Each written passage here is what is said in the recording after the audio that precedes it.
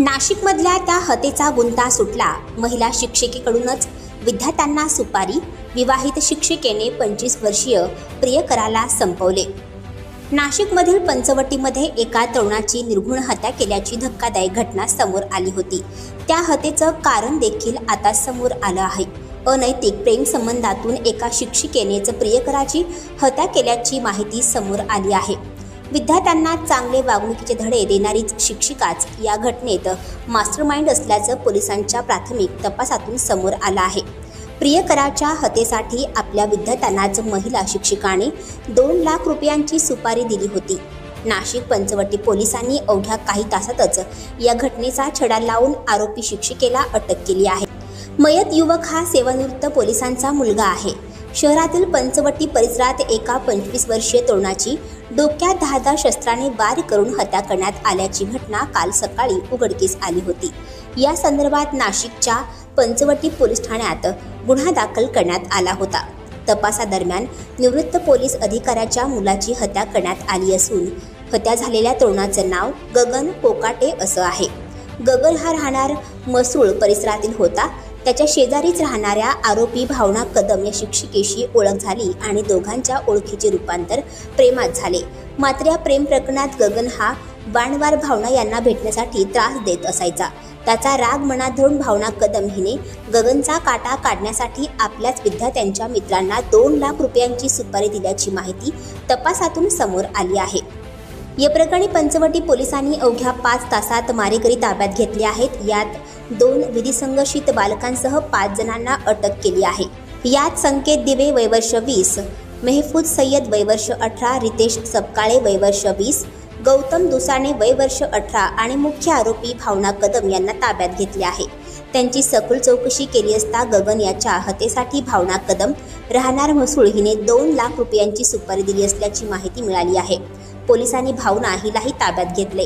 मात्र या घटनेमुळे नाशिक शहरातील शैक्षणिक क्षेत्रात एकच खळबळ उडाली आहे। विशेष बाब म्हणजे भावना कदम विवाहित असून एका शाळेत शिक्षिका म्हणून कार्यरत आहेत। त्या माध्यमातूनच तिची संकेत, मेहफूज, रितेश आणि अन्य लोकांशी ओळख झाली। 4ही मुले सामान्य कुटुंबातील असून सातपूर औद्योगिक वसाहतीत कामगार आहेत। केवळ पैशांच्या लोभापायी त्यांनी गुन्ह्यात सहभाग घेतला। हत्येचा कट असल्यावर भावनाने गगन याला नेहमीच्या जागेवर भेटण्यासाठी बोलवले। त्या ठिकाणी संशयितांनी गगनची हत्या केली।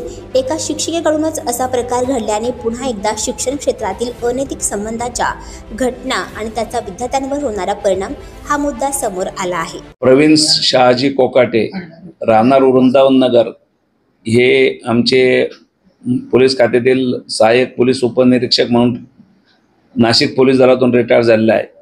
त्यांच्या फिर्यादीनुसार आज त्यांचा मुलगा गगन प्रवीण कोकाटे वय 26 वर्ष याचा मेरी कंपाऊंड बिल्डिंग नंबर 3च्या जवळ रोडवर खून करण्यात आला होता।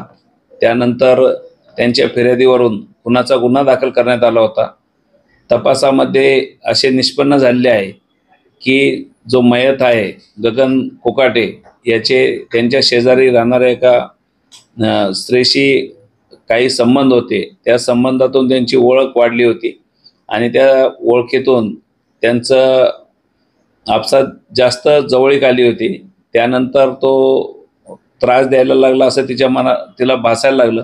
त्यावरून तिने काही लोक हायर करून म्हणजे त्यांना 2 लाखाची सुपारी देऊन टोटल त्याचा काल रात्री खून करण्यात आलेला आहे असं तपासात निष्पन्न झालेलं आहे। पोलीस स्टेशन पंचवटी येथे 103(1) भारतीय न्याय संहिता अन्वये गुन्हा दाखल करण्यात आलेला आहे।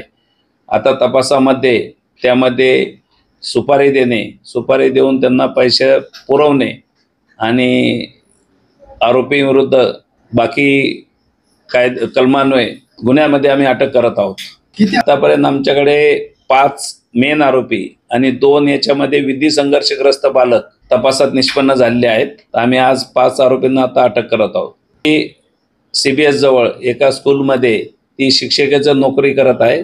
तिच्या विद्यार्थ्यांच्या ओळखीच्या लोकांना तिने सुपारी दिली होती। आणखी नवनवीन व्हिडिओ पाहण्यासाठी आताच आमच्या स्टार TV9 चॅनलला सबस्क्राईब करा, लाईक करा, शेअर करा। Bureau report, star TV9 Nashik.